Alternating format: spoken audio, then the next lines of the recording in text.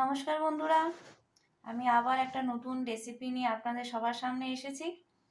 আপনারা তো অনেকেই পোলাও খেয়েছেন, সেটা হয়তো হলুদ পোলাও খেয়েছেন, বাসন্তী পোলাও।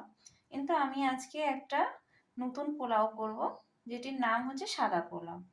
তো সেখানে প্রথমে আমি ছোট 2 কাপের মতন গোবিন্দভোগ চাল ধুয়ে নিয়েছি। এতে আমি অ্যাড করব কিছুটা পরিমাণে ঘি, স্বাদ মতন নুন, কিছুটা পরিমাণে আদা কুচি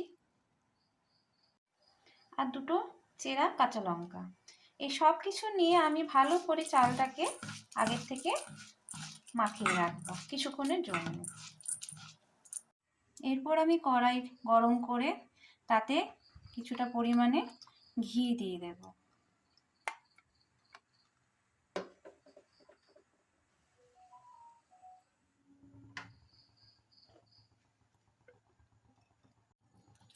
তাতে আমি দিয়ে দেবো তেজপাতা আর গোটা গরম মশলা।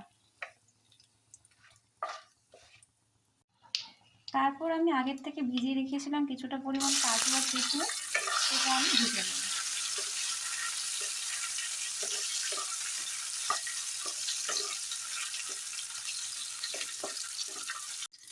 তারপর আমি আগের থেকে যে চালটাকে মাখিয়ে রেখেছিলাম সেটা আমি দিয়ে দেব।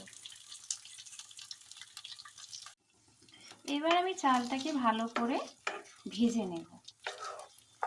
পোলাওতে সবথেকে যেটা ইম্পর্টেন্ট সেটা হচ্ছে এর যে পরিমাণে যে জলটা দিতে হয় সেটা যেন অ্যাকুরেট হয়। আপনি যদি 2 কাপ চাল নেন তাহলে তার পরিমাণে আপনাকে 4 কাপ জল দিতে হবে, ঠিক আছে? কিন্তু আমি এখানে কিছুটা পরিমাণ জল আর কিছুটা পরিমাণ দুধ দিয়ে এই পোলাওটা করব। চালটা যখন ভাজা হয়ে যাবে তাতে যতটা পরিমাণে আপনারা মিষ্টি খেতে ভালোবাসেন ততটা পরিমাণে আপনারা এখানে চিনি দেবেন। আমি যতটা পরিমাণে খাবো আমি ততটাই দিয়েছি। দিয়ে এটাকে ভালো করে মিশিয়ে নেব। এবার আমি যে জলের পরিমাণের সাথে দুধের পরিমাণটা মিক্সড করে আমি এটা এর মধ্যে ঢেলে দেব। আপনাদের একটা জিনিস লক্ষ্য রাখতে হবে, চিনিটা যাতে খুব বেশি পরিমাণে কম না হয়, গ্যাসের ফ্লেমটা মিডিয়াম আঁচে যেন থাকে, তাহলে না হলে এটা হয়তো পোলাওটা একদম গলে যাবে।